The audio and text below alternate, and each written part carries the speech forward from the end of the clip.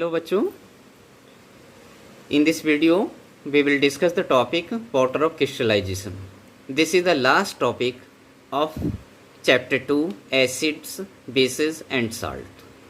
आइए first of all हम यहाँ पर क्या करेंगे, what is the water of crystallisation.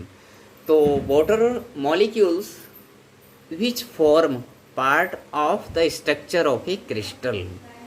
जब वाटर मॉलिक्यूल्स किसी क्रिस्टल में अटैच होते हैं, ठीक है ना, या वाटर मॉलिक्यूल्स विच पार्ट, ये पार्ट होते हैं, किसका हिस्सा होते हैं, of the structure of a crystal या साल्ट का, are called water of crystallization. ठीक है, हमने लास्ट पिछली वीडियो में काफ़ी ऐसे साल्ट वहाँ पर पढ़े थे, कंपाउंड्स पढ़े थे कि जिनमें वाटर मॉलिक्यूल्स अटैच थे, जैसे प्लास्टर ऑफ पेरिस, जिप्सम और इसी के साथ साथ वॉशिंग सोडा. ये इस प्रकार के कंपाउंड हैं जिनमें वाटर मॉलिक्यूल्स अटैच हैं वहाँ पर, या water molecule is a part of the structure of a crystal. ठीक है, तो हम उसे वहाँ पे क्या बोलेंगे, वाटर ऑफ क्रिस्टलाइजेशन. अब बात आती है हाइड्रेट साल्ट क्या होते हैं, ये हाइड्रेटेड साल्ट क्या होते हैं. तो मैंने ये भी आपको पीछे डिस्कस किया था उसी इस कंपाउंड्स के साथ साथ में. तो हाइड्रेट साल्ट वे होते हैं जिन साल्ट में वाटर मॉलिक्यूल्स जुड़े हुए होते हैं. The salt which contain water of crystallisation, हम इसे ये कह सकते हैं यहाँ पर, the salts which contain water of crystallisation are called hydrated salt. For example देखिए, फॉर एग्जाम्पल्स में कॉपर सल्फेट क्रिस्टल्स. तो कॉपर सल्फेट क्रिस्टल्स क्या फॉर्मूला, CuSO4.5H2O. कॉपर सल्फेट के क्रिस्टल्स में कितने वाटर के मॉलिक्यूल्स होते हैं, 5H2O मॉलिक्यूल्स अटैच होते हैं. तो इसका नेम क्या बोलेंगे हम, copper sulphate pentahydrate. Copper sulphate penta 5 के लिए, हाइड्रेट वाटर के लिए. ठीक है, और ये किस कलर का होता है, ब्लू कलर का होता है. ये बात याद रखनी है आपको. वाटर मॉलिक्यूल्स इसमें कितने वो याद रखना है, कलर कैसा है वो याद रखना है इसमें. आगे देखिए दूसरा एग्जांपल इसमें क्या दिया है, सोडियम कार्बोनेट क्रिस्टल्स. तो सोडियम कार्बोनेट क्रिस्टल्स के लिए फॉर्मूला क्या यूज करेंगे, Na2CO3.10H2O. तो वाटर के कितने मॉलिक्यूल्स अटैच हैं यहाँ पर, 10 मॉलिक्यूल्स. इसका नाम क्या बोलेंगे यहाँ पर, वॉशिंग सोडा. ठीक है, वॉशिंग सोडा हुआ ये, वॉशिंग सोडा क्रिस्टल्स, या इसे और केमिकल नेम क्या दे सकते हैं, सोडियम कार्बोनेट डेकाहाइड्रेट. क्लियर है. आगे एग्जांपल देखिए, और calcium sulphate crystals. Calcium sulphate crystals, तो कैल्शियम सल्फेट क्रिस्टल्स के लिए फॉर्मूला क्या हो जाएगा, CaSO4.2H2O. वाटर के कितने मॉलिक्यूल्स अटैच हैं यहाँ पर, 2 मॉलिक्यूल्स हैं. ठीक है ना, ये सब किसके एग्जांपल्स हैं, यहाँ नेम भी हैं, कॉमन नेम भी बता रहा हूँ, केमिकल नेम भी बता रहा हूँ, साथ में यहाँ पे फॉर्मूले भी बता रहा हूँ. ये सब किसके एग्जांपल्स हैं, हाइड्रेट साल्ट के एग्जांपल्स हैं. तो इसका कॉमन नेम क्या होता है, जिप्सम क्रिस्टल्स इसे बोलते हैं, जिप्सम क्रिस्टल्स. आगे आइए देखिए यहाँ पर नेक्स्ट है iron sulphate crystals. Iron sulphate crystals में इसका फॉर्मूला क्या होएगा, FeSO4.7H2O. FeSO4.7H2O. तो वाटर के कितने मॉलिक्यूल्स हैं इसमें, 7 मॉलिक्यूल्स हैं. तो इसका क्या नेम हो जाएगा, आयरन सल्फेट हेप्टाहाइड्रेट. और किस कलर का होता है, ये ग्रीन कलर का होता है. ठीक है, आयरन सल्फेट हेप्टाहाइड्रेट. हेप्टा किसके लिए आया, 7 मॉलिक्यूल्स के लिए आया है वाटर की, और हाइड्रेट वाटर के लिए, और किस कलर का है, ग्रीन कलर का. तो यहाँ पर ये क्वेश्चनिंग करी जाती है इसमें कि कोई 2 ऐसे हाइड्रेटेड साल्ट लिखिए जो कलरलेस होते हैं. तो कलरलेस में क्या हो जाएगा, वॉशिंग सोडा क्रिस्टल्स आ जाएगा, जिप्सम क्रिस्टल्स आ जाएगा. ठीक है ना, ये दोनों इसमें किस में चले जाएंगे, यहाँ पर ये कलरलेस में चले जाएंगे. क्लियर है. और इधर यहाँ पर ऐसा पूछा जाता है, राइट द 2 हाइड्रेटेड साल्ट लिखिए जो कलरफुल होते हैं. ठीक है ना, कलर्ड होते हैं. तो उसमें कौन सा आ जाएगा, आयरन सल्फेट क्रिस्टल्स आ जाएगा, ग्रीन कलर का है.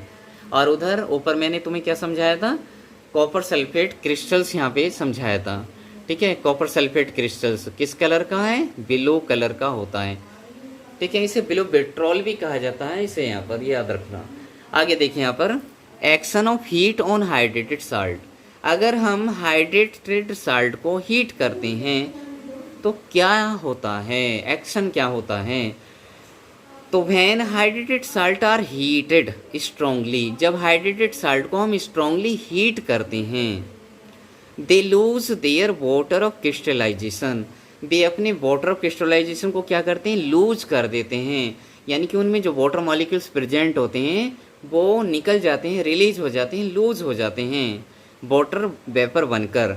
Bye losing water of crystallisation, तो वाटर ऑफ क्रिस्टलाइजेशन लूजिंग के द्वारा क्या होता है? The hydrated salt lose their regular shape. ठीक है ना, यहाँ पर मेन बात है, यहाँ पे काफ़ी मेन बात है। जैसे ही उनका वाटर ऑफ क्रिस्टलाइजेशन लूज होता है तो हाइड्रेटेड साल्ट क्या लूज कर देते हैं? अपनी रेगुलर शेप को लूज कर देते हैं। ठीक है ना, अपनी रेगुलर शेप को लूज कर देते हैं और साथ ही साथ में कलर को भी लूज कर देते हैं। कलर भी डिसअपियर हो जाएगा और उसका शेप भी वो नहीं रहेगा जो पहले था। ठीक है, एंड बिकम कलरलेस। ठीक है, जब कलर लूज हो जाएगा तो कलरलेस हो जाएगा और पाउडरी सब्सटेंस बन जाएगा यहाँ पर। तो the salts which have lost their water of crystallisation are called anhydrous salt. इस प्रकार का साल्ट जो क्या कर चुका है? लॉस्ट कर चुका है किसको? Water, their water of crystallisation, अपनी वाटर ऑफ क्रिस्टलाइजेशन को लॉस्ट अगर कर देता है तो इस प्रकार का साल्ट क्या कहलाएगा? एनहाइड्रस साल्ट कहलाता है। वन एग्जाम्पल यहाँ पर ये लिया है हमने, यहाँ पर हीटिंग के लिए एक्शन ऑन हीटिंग। ठीक है ना, हाइड्रेटेड साल्ट में तो कॉपर सल्फेट पेंटाहाइड्रेट, यानी कि कॉपर सल्फेट क्रिस्टल को हीट करने पर किस कलर का है? ब्लू कलर का है। हीटिंग करने पर क्या बनेगा इसमें? यहाँ पे वाटर के जो मॉलिक्यूल्स हैं वो अलग हो जाएंगे। ठीक है ना, 5 मॉलिक्यूल्स वाटर के, तो वाटर के 5 मॉलिक्यूल्स आपके अलग हो जाएंगे, निकल जाएंगे, रिलीज हो जाएंगे और रिमेनिंग क्या रहेगा? Copper sulphate. इसे क्या हो गया? Anhydrous copper sulphate. और ये कैसा है? Hydrated copper sulphate, blue colour का। और जब वाटर मॉलिक्यूल्स रिलीज हो गए तो आपका कैसा रह जाएगा? White, you can say colourless. ठीक है, आगे आइए। Again we will take the copper sulphate. यहाँ पे हम कॉपर सल्फेट को फिर लेते हैं और इसमें वाटर मॉलिक्यूल्स को ऐड करते हैं। तो ये कैसा है copper sulphate? Anhydrous copper sulphate है, वाइट है, यू कैन से कलरलेस है। ठीक है, इसमें हमने क्या करा? वाटर ऐड किया। तो वाटर ऐड करने पर क्या बन जाएगा? CuSO4.5H2 बन जाएगा।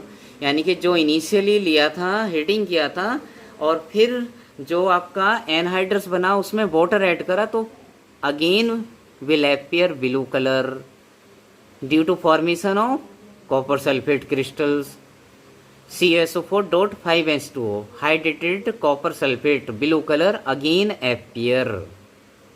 क्लियर है? यहाँ पर ये एक्टिविटी के रूप में भी आपको समझाने के लिए आ सकता है कि to study an activity by given activity water of crystallisation of copper sulphate crystals. ठीक है ना, एक एक्टिविटी दे करके water of crystallisation copper sulphate crystals में समझाइए। ठीक है, तो उसमें हम क्या करते हैं? जब एक्टिविटी समझाने का नंबर आता है, पिछली वीडियोस में शायद चैप्टर नंबर 1 में मैंने तुम्हें समझा भी रखा हूँ, तो उसमें सबसे पहले हम यहाँ पर एम राइट करते हैं, उसके बाद में रिक्वायरमेंट्स, उसके बाद प्रोसीजर, उसके बाद ऑब्जर्वेशन, उसके बाद कंक्लूजन और फाइनली डायग्राम दे सकती हूँ वहाँ पर। तो बहुत छोटी छोटी बातें होती हैं, बट कंसेप्ट क्लियर होने पर ही you can prepare any activity. ठीक है, तो फाइनली देखिए, anhydrous copper sulphate turn blue on adding water. ये बात मैंने यहीं पे तुम्हें बता दी थी। एनहाइड्रस कॉपर सल्फेट बदल जाता है, किसमें बदल जाता है? ब्लू कलर में। कैसे? वाटर ऐड करने पर।